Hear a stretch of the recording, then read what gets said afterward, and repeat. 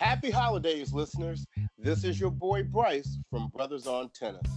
Look, I'm here to present you a very, very special episode today. One thing that you may recognize immediately is that I'm solo today. I'm without my partner in crime. And I think he's in Denver. He's at home visiting friends and family for the holidays. So, Ike, hope things are going well. Can't wait to get you back in Cali. But more to the special episode today.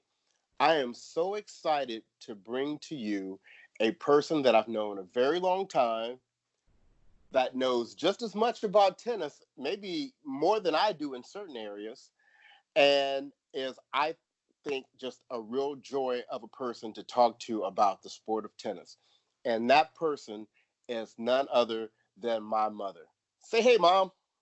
Say hey, Mom. Hi, Kenneth. Kenneth. You know what, son? Let me interject this right now because your listening audience know you by Bryce and you don't use your first name. Mothers always call their sons by their first name, and yours is now known to everybody now, Kenneth, because I certainly won't be in tune to calling you Bryce. So I'm and that fine. I'm and that fine. is fine. And so there is the history lesson on my name. But yes, as you can tell, this is going to be a very interesting and spicy interview here. So my mom is a critical figure in my life in terms of introducing me to the sport of tennis. And over the years, we have just had all kinds of conversations about tennis, whether it's about players, whether it's about coaches, the different tournaments, the different surfaces. My mom truly keeps up with it all. So I hope that you enjoyed this episode probably as much as I'm going to enjoy recording it. But before we get going with the questions, Mom, why don't you take a moment to introduce yourself to our listening audience? Okay, my name is Nancy, and I am Kenneth Bryce's mom.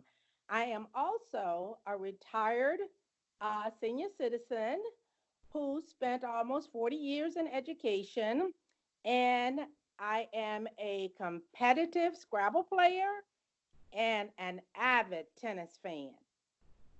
So, Mom, tell us a little more about your tennis background. How did you get introduced to the game? Well, in my household, we grew up watching baseball, basketball, wrestling. It wasn't until I was with my brother in law, who played tennis, that he began to introduce me to tennis along with Kenneth's father. And the game just seemed very interesting. It seemed as if it was easy to play. That is not the case. When we first, we immediately, Kenneth's father was someone, if he was interested in something, he went out and bought all the gear. So we immediately went out and bought balls, bought rackets, and went to a public court and just thought we could play tennis. Every ball we hit, each of us, it was like you were sending a ball to heaven. You didn't know when it was coming down. You didn't know, and I couldn't understand that. I didn't know anything about where your ball should make contact with the racket. Still can't do that. But we most of our time was spent looking up, waiting for the ball to fall down so we We've could all get been it there. up again. We have definitely all been there. So, would you say then that you are more of a spectator with the game of tennis versus a player nowadays? Not only nowadays, those days too.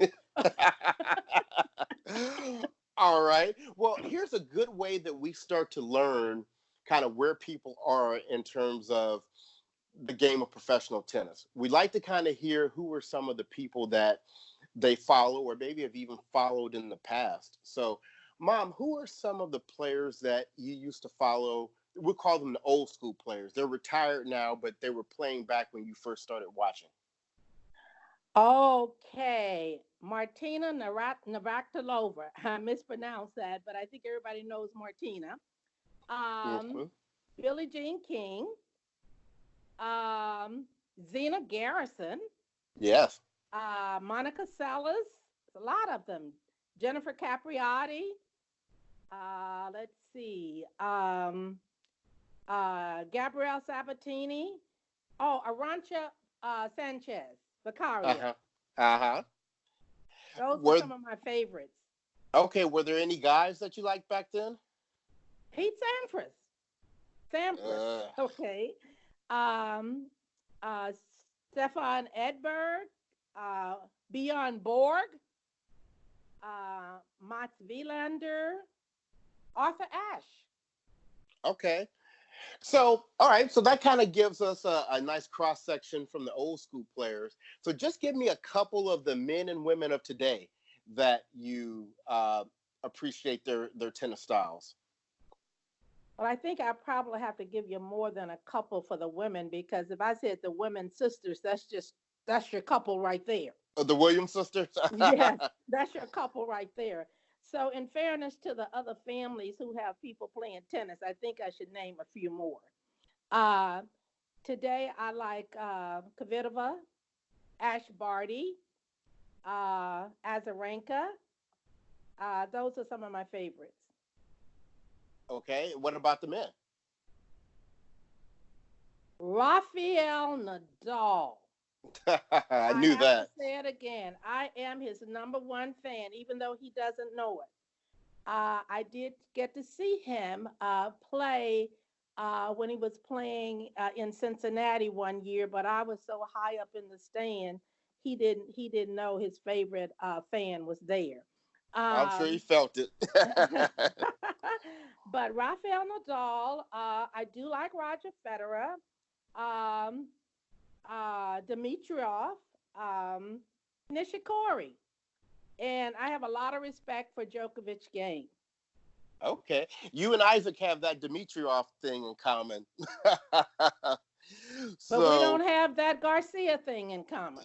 Caroline Garcia, yeah, he's gonna love hearing that. Isaac Shade.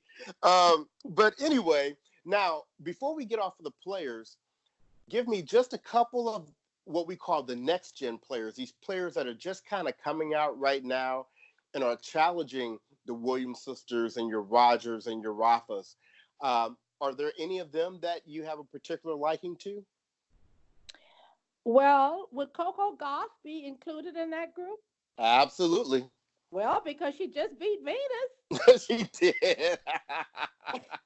And Sophia Kennan, she's very, very tough. She is. Um, and so I like Katie McNally's game too because she kind of has that serve and volley thing going. Mm-hmm. And Sabalenka and Sakari from Greece. Yeah, Sakara is good. You like any of the new guys? Oh yeah. I hope everybody knows who FAA is. He's from Canada. Yeah, I can say the Felix. first name is I Felix. yeah, Ajer Aliassime. Yes, that's the AA part. Um, Shapapalo, Sissy Paz, um, Medvedev. I respect his game. I cannot say he's a favorite player, but I do respect his game. He has a very, very good game and a team. Okay, okay. Those are all some real up and comers. I mean, CC Pass just won the year-end championships, Uh, and we saw how well. I think Medvedev won the most number of matches of any male player this year. So, yeah, they are definitely on the move. okay. So, so since you've been following the game for such a long period of time, um, I'm sure you've seen many changes across the landscape of the professional tennis world. What are some of those major changes you've seen? Well, one of the most important to me is the equal prize money at the Grand Slams for women and men. Yeah. That's a major, major accomplishment for tennis because there are no empty seats in the stadiums when you're at Grand Slam tournaments, whether they are men or whether they are women. So they're getting the number of people attending, so the purse is still big, and I just feel like it was a long time coming. But I'm very very happy that there's equal pay for men and for women.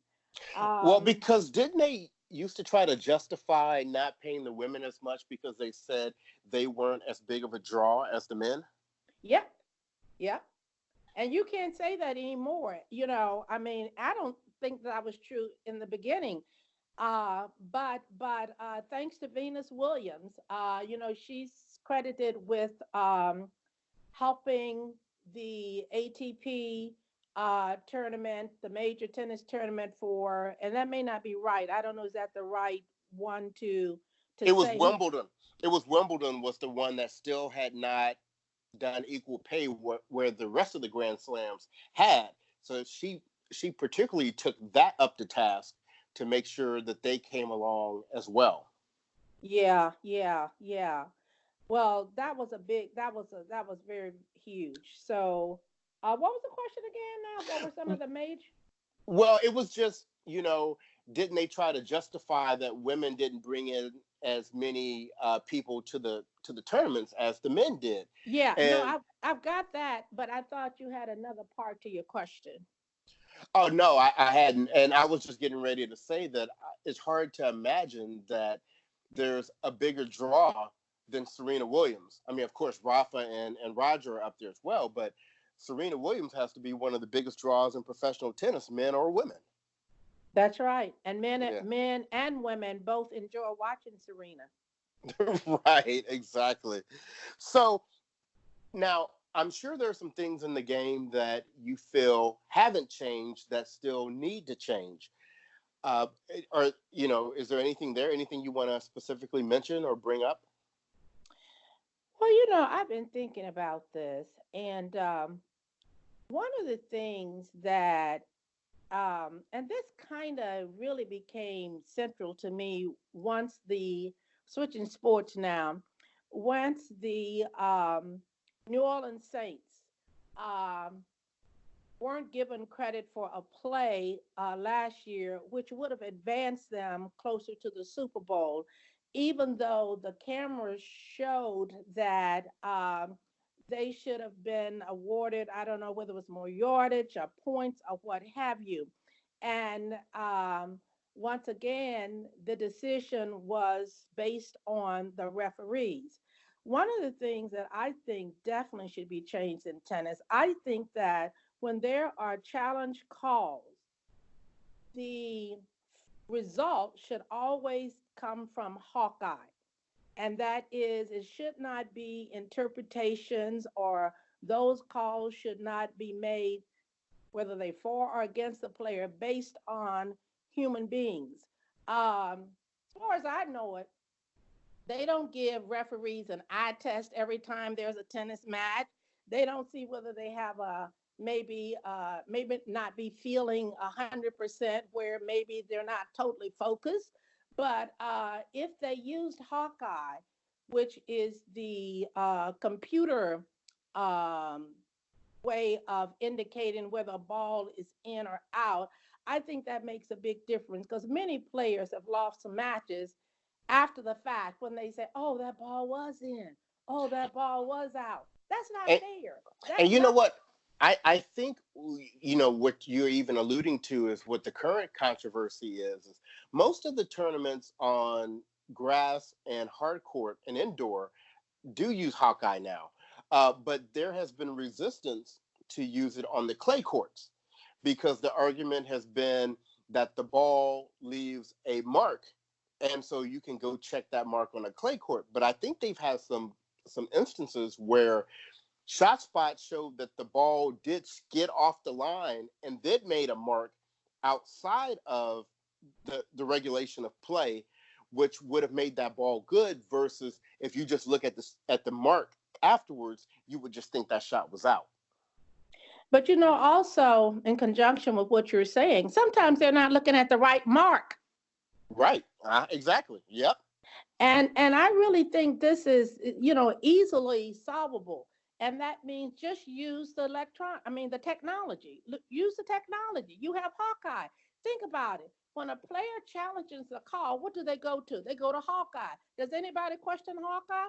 No. So why not just let them use Hawkeye in the beginning? Then, that would stop from slowing down the game since it's going to be the final authority anyway. Right. And that's one of the issues I think we've had over the years with the game of tennis. It's been so steeped in traditionalism that they're very slow to change. And although there have been a lot of changes in the game of tennis, I think they typically are very slow to make them across the board. But other than that, are there other things that you would like to see changed in the game? Um, I'm not thinking of any right now. I'm sure something might come to. That was one of the big things. Definitely that the electronic scoring, should be used. There's one more thing too. I think that, and this is a biggie. Um, I think that they should change the end of the year tournament to different surfaces. When you talk about the men's end of the year tournament, it's always an indoor tournament. Now, that provides And same thing for the a, women, by the way. okay, that provides an advantage to certain types of players. And see, the thing is, they have that advantage every year. I think that they should rotate the surfaces. One year, the end of the year tournament should be on clay, another year on hard court, another year on grass, and you could still have one year indoor. But it's just not fair for all of the end of the year tournaments to be indoor. I mean, certain people are automatically favored based on their game. Right. And I know we've heard Rafa Nadal speak out against this, feeling that this wasn't fair um, from his perspective as well. Well, yeah, because if you look at any of the surfaces, you could identify certain players who perform best on, let's just say, clay. Uh, Roger performs best on grass. I mean, when you're at the top of the game, all of them perform well on all of the surfaces, else they wouldn't be at the top of the game. However, it just shouldn't be that, okay, every end of the year tournament is going to be indoor. That is not fair. There should be equity in that. And I don't see why that's a hard thing to accomplish. Right. And it may be something that they change one day. Like I was saying, though, unfortunately, they're very slow to make changes uh, like this. So, well, look, let's do something kind of fun here. So, you are very opinionated on various topics in the game of tennis. So, what I want to do is I want to have a hot topic section here. We'll go rapid fire. I'll give you a topic, and then I will just allow you to take the floor, and you can give us your thoughts on that particular subject. So, What if I have some topics I have some hot topic information on? well, let's start with yours then. Well, no, let's start with yours because you might ask some of them. Let's start with yours. Okay, then. Well, the first one, of course, is a very hot topic in tennis, and that is will or will not Serena tie and or break Margaret Court's Grand Slam singles title record? She's currently one behind Margaret Court. I think as soon as she fires her coach, she has a better chance of doing that. Patrick is not doing the job. It is his job to have her mentally prepared when she gets to the final. Serena has been in four finals since the birth of her daughter. There is no way, given her talent, that she should not be mentally prepared to win a final. She did it when Serena would get to the finals before, it was almost a given that she was going to win. I think Patrick Mouratoglou, and I hope I'm pronouncing the name close enough, um, he has divided interests now. He is part of Coco Gauff's, coaching staff, or at least she goes to his academy. Sissy Paz is one of his, and they are both great players, and I like them both. But Serena needs someone whose full attention is on her. And I think that if he hasn't done the job to have her mentally prepared, remember, I don't know if you remember, it was at the U.S. Open. She was in the first round, and he said, normally Serena doesn't like to know who she's playing. But in this case, I told her she was playing Sharapova. And and anybody's been following tennis, you have to know Serena and Sharapova's kind of history, whereas they're both champions. Serena is a super champion, and whereas they're both fierce competitors, have great strengths in the game, um, Sharapova is not in the same category as Serena. So what I'm saying is that he knew that there was a psychological effect of letting Serena know that in the first round of the U.S. Open, she would be meeting Sharapova. Now, I don't say that he has to be a sports psychologist, but there is just no way, given her talent, that she doesn't even bring her best game. She brings one of her poorest game to the Grand Slam finals, and that's after having reached um, that of those finals after having given birth. So I And really think that she needs a new coach. And if I may continue on that a little bit, you see, Patrick, he was cheating when she was playing Osaka in what final, what Grand Slam was that, Kenneth? that was the U.S. Open final in Okay. 2018. Now all of the time, Arsene and Richard coached their daughters, Venus and Serena. Not only did they not cheat, they never came on the court to give them any kind of instructions because they wanted them to figure it out themselves. Right. Now he's up there looking like he's moving a train up and down, like nobody knows what that is. But and so when she was accused of cheating, she said, "No, we don't do that. We don't do that." Well, not only did was he caught on camera, he had to admit it. He had to admit it. So first of all, that's the thing that really got her upset in that finals that she had against Saka, because she really felt that she was being accused as a cheater. It wasn't Serena, it was her coach. And therefore, I don't know. I just think she needs a new coach. I really thought she should have fired him after that. I mean, and then the other thing is that, he commentates sometimes for ESPN. And I just knew ESPN wasn't going to have him doing that anymore. But yes, they did. I mean, they had him still coming, giving comments and commentating a little bit. And, I have my issues with ESPN too, but we'll talk about that later. Well, and Well, well, well, ESPN. well, well, just a minute, excuse me. Let me talk about it now. Let me talk about it now because I might forget. I just think there should be, with all of the diversity in women's tennis and men's tennis, I think there should be more diversity in the announcers booth. And I'll just leave it at that. So what I was trying to get in before is that with Patrick, probably one of the things that ESPN is trying to lock themselves into is that up until now, he has been an entry point into Serena and or the Williams sisters camp. They probably also see him as an entry point into the future as well because of his association with Coco Gauff and with Sissy Pass, who they probably see as future champions on the tour. So that is probably a bit of an incentive for them to keep him a little bit still in the fold for the network.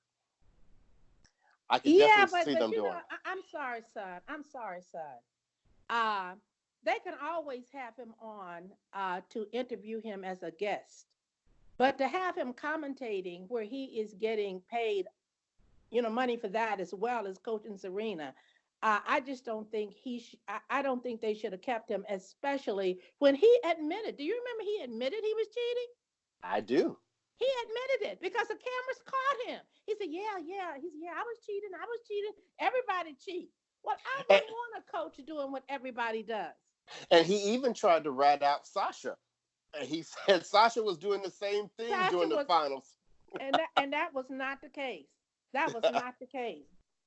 That was not the case because I'm sorry, we may be staying on this a little too long, but I think he's the reason that Serena fired Sasha. I think he knew that Serena and Sasha had a great relationship. He wasn't officially her coach, but he was a hitting partner, and he'd been a part of that family for a very, very long time. And he still is. They are still very close.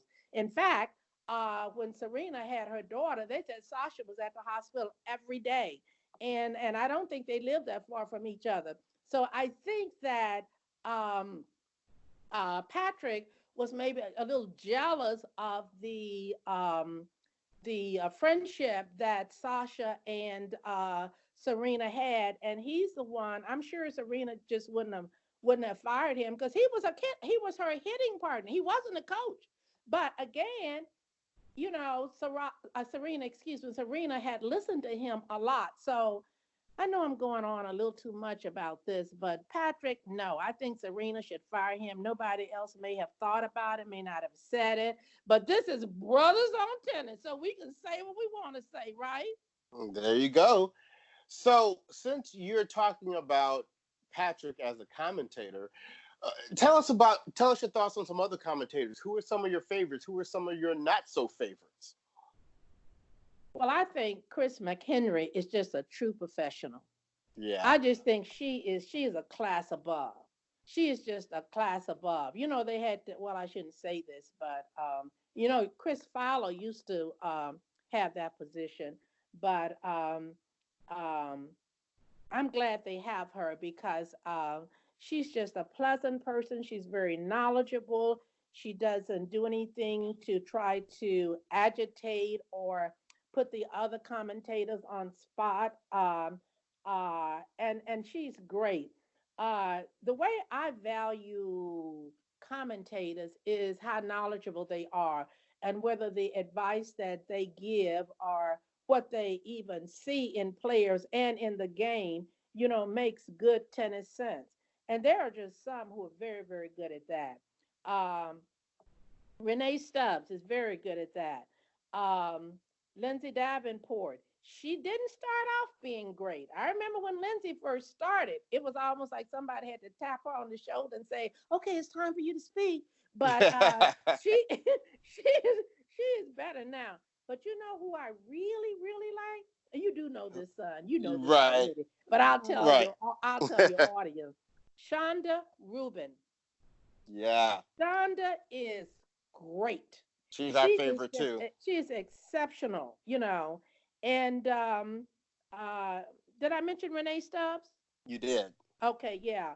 So those would be some of my favorites. Now I know to many people they think, well, you didn't name Chris Everett, and you didn't name Chris Everett was a great, great tennis player.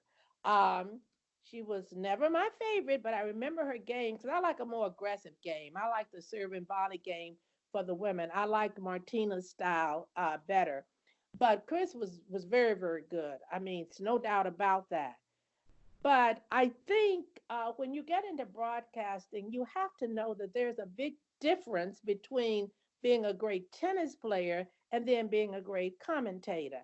Um, um, that is not Chris Everett's calling, being a commentator, and she's not the only one, but she has such a prominent, role, um, with ESPN. So, and I know it's because of her success in tennis, but I think commentators should be hired for what they do based on their skill level there. Now, that's just my opinion. But Right. as you No. said, you've already told your audience, I have opinions about everything. Right. And you are proving that right. So let's jump to one that I know you have a definite opinion on. There's a lot of talk right now about this whole GOAT race on the men's side between Roger Federer, Nadal is just one behind him in total Grand Slam singles titles. And then Djokovic is, I think, three behind Nadal. So how do you think all of this is going to shake out? Well, first of all, I don't think the greatest of all time should be based on the number of Grand Slams. Uh, Singles titles. Okay. that's right. Should not be based on the number of Grand Slam singles titles. Um, that is too one dimensional. Not when you're going to use the word greatest of all times. Um, I think that you should look at all of the things they do in tennis. Now, for example, Chris Everett was very, very good playing baseliner tennis. Very good. Okay. Um, but that was her game. That was just basically, her game, and that's great. But there were other players who played very great on all surfaces and also had more variety in their game.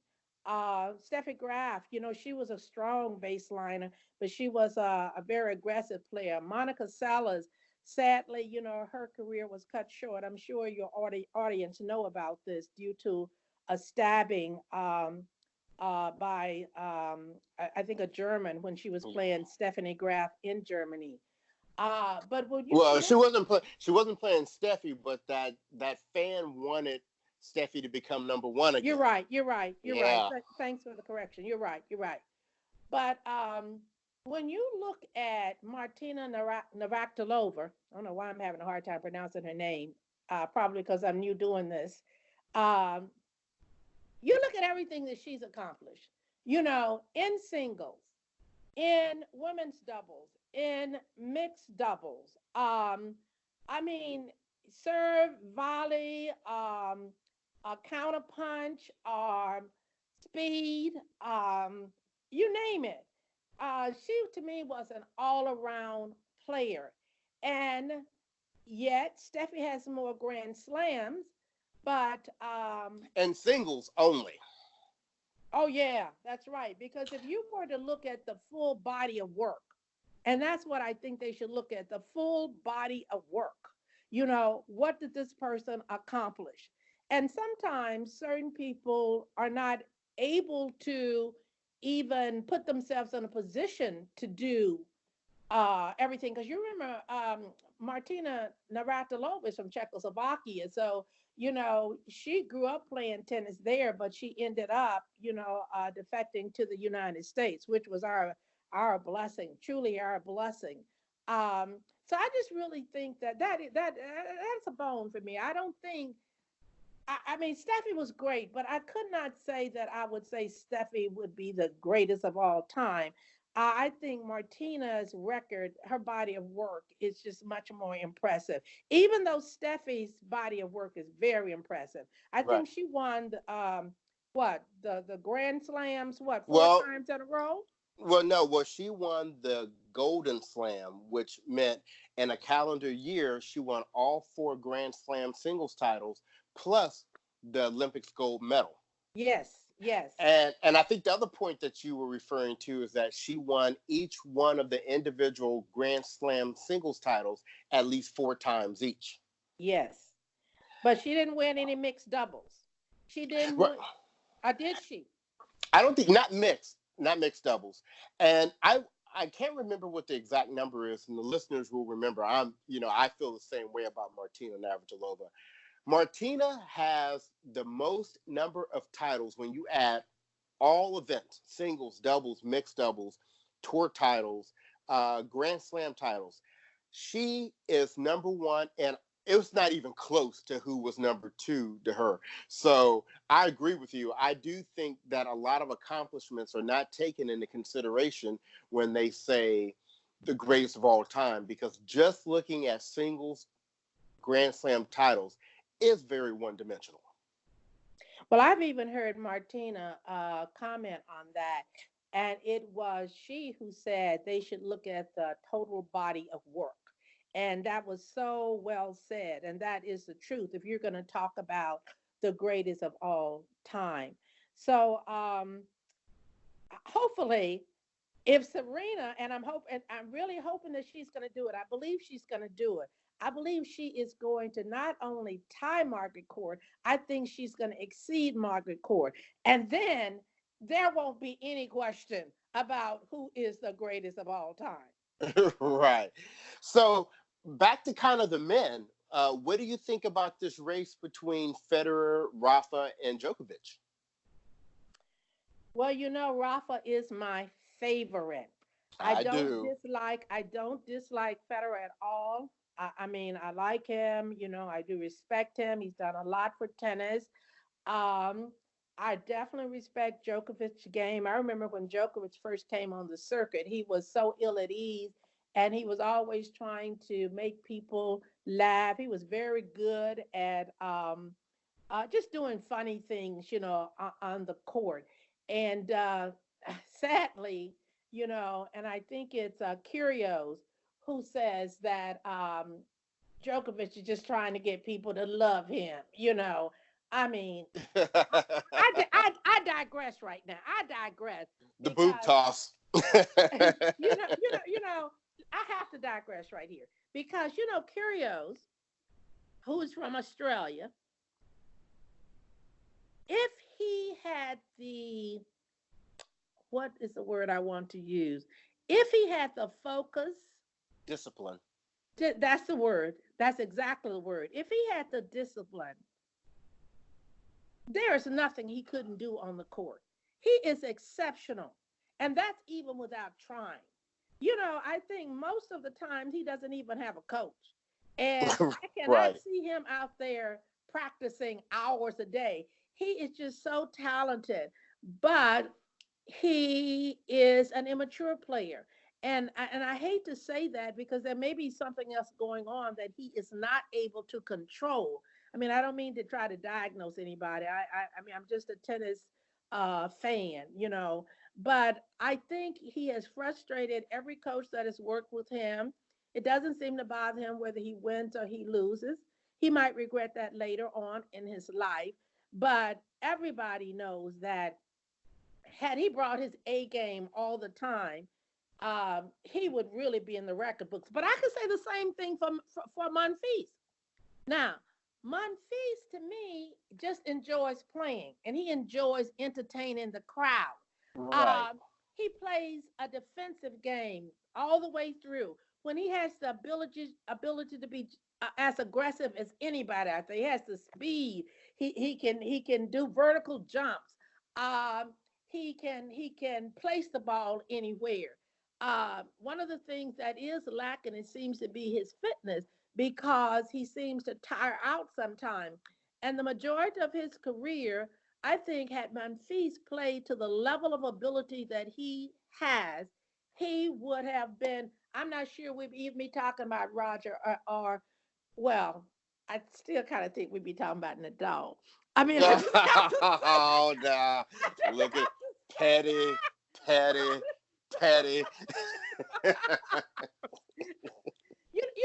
you know what I think Nadal has that a lot of players do not have, and it was Underwear that doesn't fit. I say what? Underwear that doesn't fit. Oh, Kenneth, no, no, no, no, no, no, no, no. I can't go there because I'm not gonna go there. What I think he has, um, you know how Nadal pays attention to everything, even where his water bottles are placed. OCD.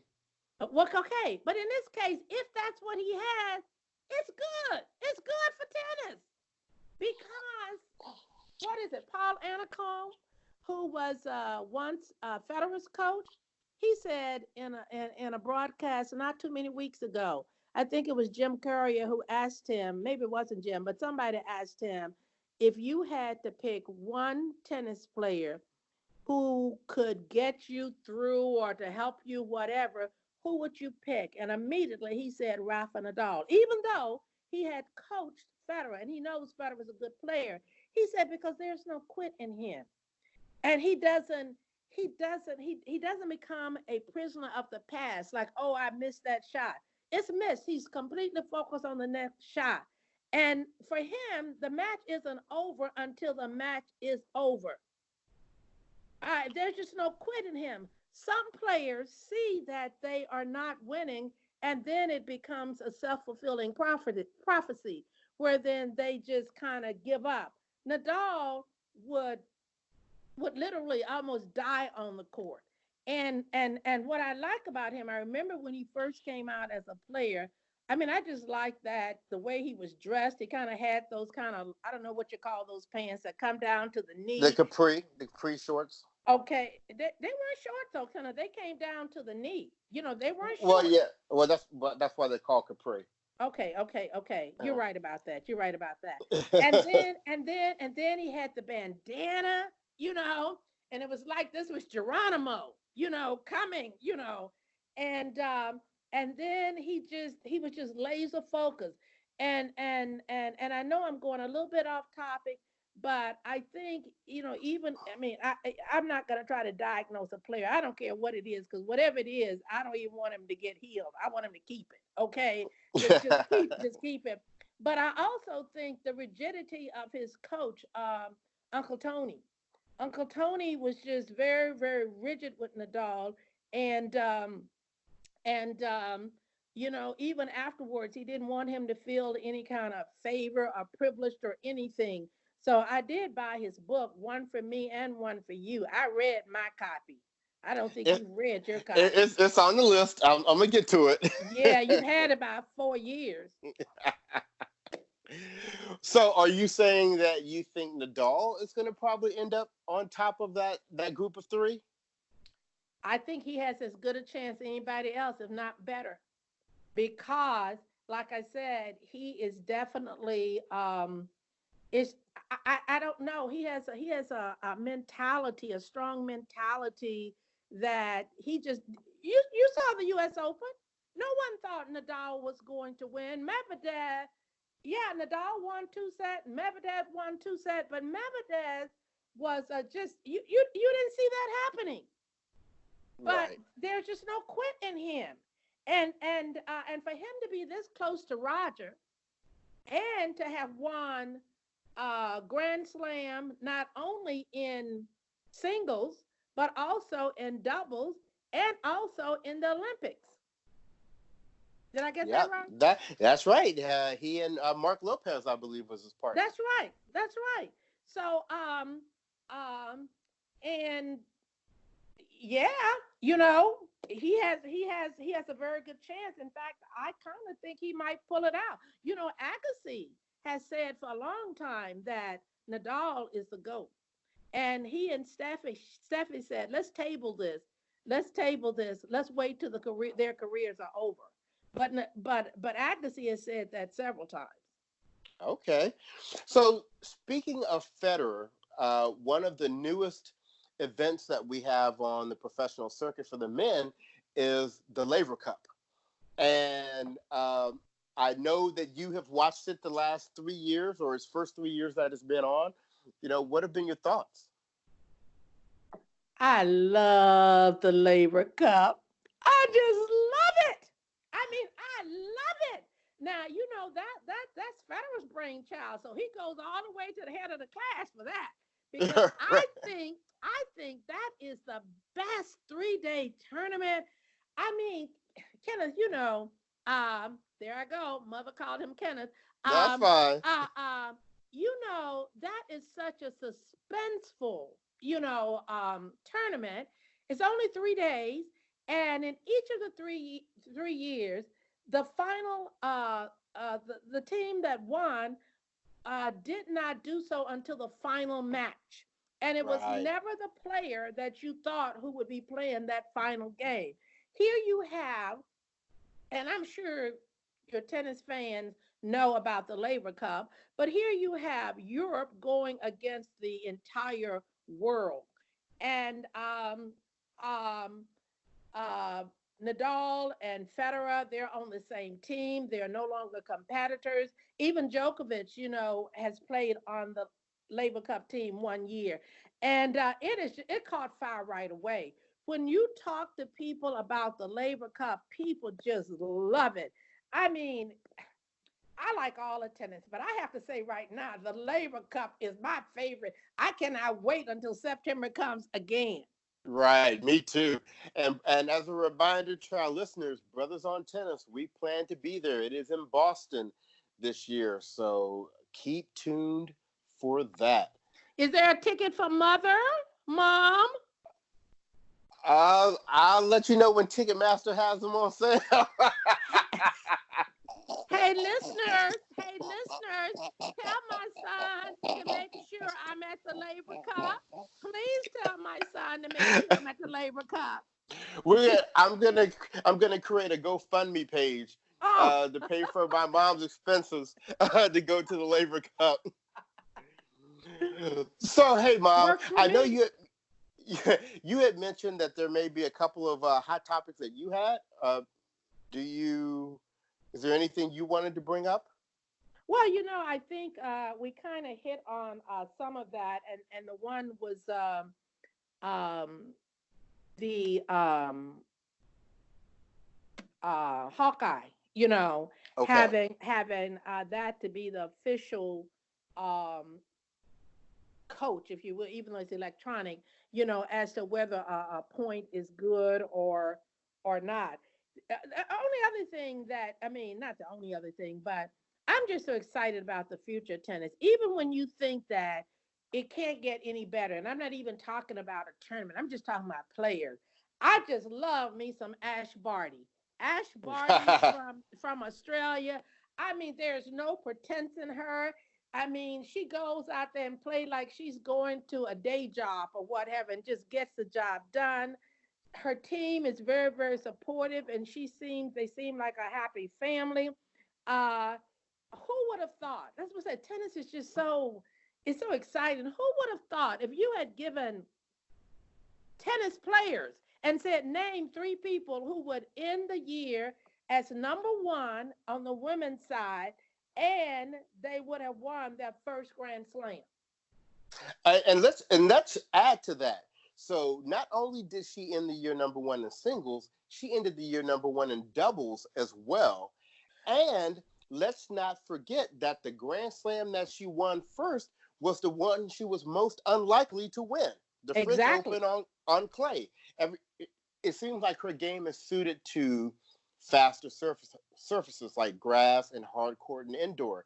I don't think anybody, including Ash Barty herself, thought that she was going to win the French Open in 2019. You can tell she's a very humble person. Um, you can tell that there's pretty much no pretense about her.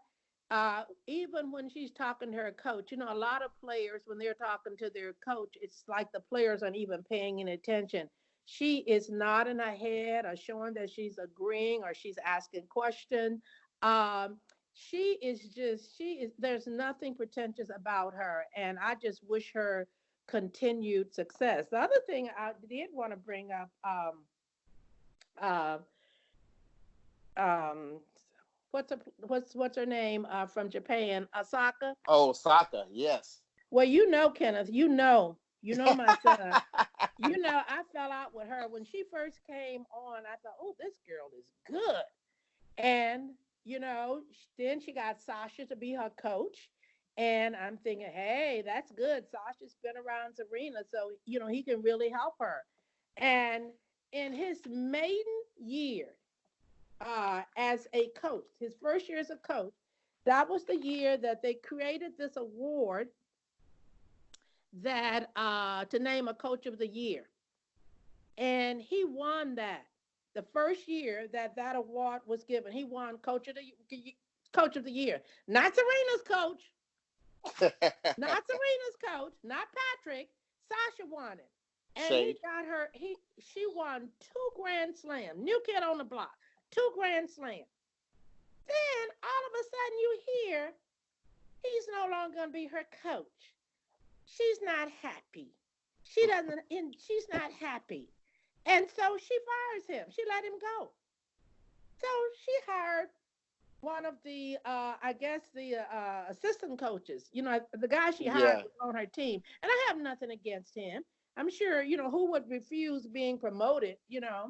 But she was with him the rest of the year and she didn't win anything. So I'm happy that she's happy because she wasn't happy when she won two grand slams. She let And Sasha go.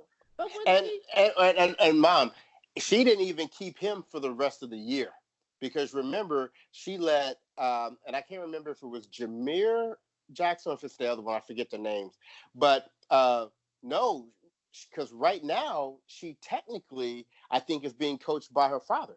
well, she was. I think the father did step in. But what I'm saying is, what's not to, what's to be unhappy about when you're a new girl on the block?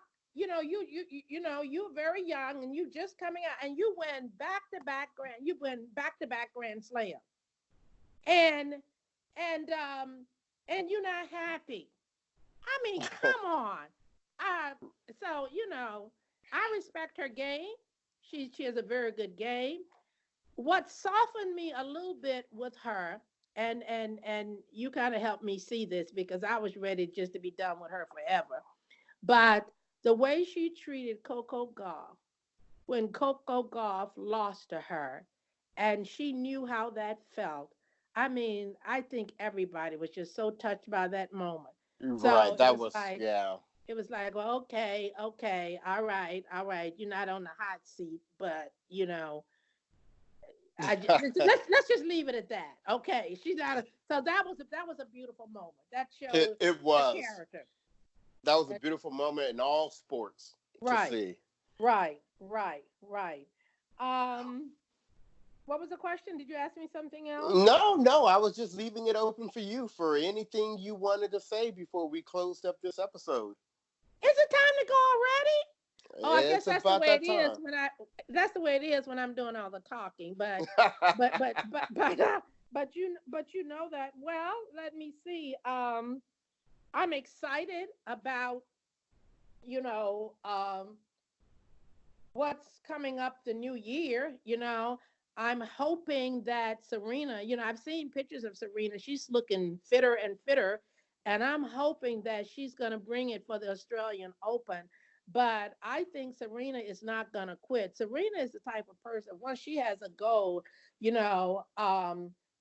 she's going to pretty much stick to it to the best of her ability. I don't think she's considered firing Patrick. So, Serena, if you're listening, one of the things you might consider is that Sasha is no longer with who was he coaching, Kenneth? Well, he's no longer with Kiki Mitlanovic, but he has already signed up to work with Yekstremska for next year. So, He'll drop it like a hot cake if Serena wants him.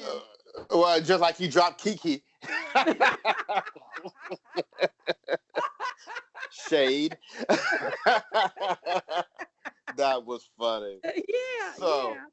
well, So anyway, on that note, what we're gonna do is we're gonna go ahead and wrap up this episode. Mom, I really want to thank you for taking the time to come on and to share some of your knowledge with our listeners. It was spicy and it was entertaining. Um, well, before we go, son, I had this wonderful opportunity of working with your producer, and I know he's done other things before, and but I have never worked with him before. And for those listening, you probably see I haven't worked with many people before, and some people may never want me to be a part of that. But the producer was just so professional and gave me some tips. So I hope I did okay, and I just wanted to acknowledge that. and the producer is her nephew, so you got all that family love going on right there. So let me just open that up real quick. But anyway, as you know, we're in the off season on the pro tennis circuit right now, and so what we're going to do is we're going to give you three very special episodes coming up for the next several weeks. My producer Chet, who is my cousin and my mother's nephew, Isaac, and myself, we're all selecting our favorite episodes from the year, and we're going to reshare them with you. So if you hadn't listened to them, take a listen, and I'm sure we'll each be letting you know why we picked that episode as our favorite episode. And to So, the viewing public, I'm sure I'll be one of those favorites. This is Kenneth's mom signing off. okay. Well, thank you for that, Mom. And this is your boy Bryce. And on behalf of Brothers on Tennis and our good friend Isaac, we will talk to you later. Take care.